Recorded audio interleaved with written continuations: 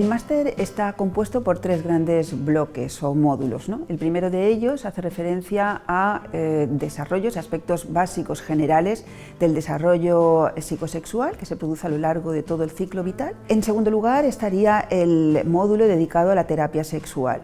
El tercer módulo tiene que ver con colectivos específicos que por sus particularidades requieren una intervención específica.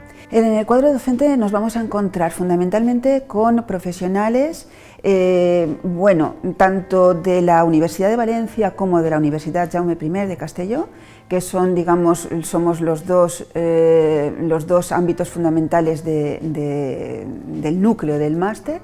Pero también hemos intentado contactar con profesionales de especial renombre fuera de nuestro contexto, como por ejemplo la doctora Noemí Pereda, que es especialista en trastornos, en problemas relacionados con la victimización sexual, con Belén Gutiérrez, que es una profesora de la UNED, que trabaja con precisamente también abuso sexual, pero en personas con diversidad funcional intelectual y que es la creadora de Protedis, que es una entidad reconocida por el Ministerio, Carlos de la Cruz, que también trabaja en esto, por ejemplo, Paula Peña, que trabaja en plena inclusión y que también nos va a aportar muchos materiales para trabajar con este tipo de personas, Francisco Cabello, que es una entidad es un profesional de primera línea en el ámbito de la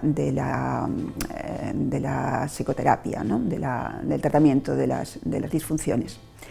De nuestra casa queremos resaltar profesionales como Marisol Lila de la Universidad de Valencia, que lleva el programa Contexto y que trabaja con agresores.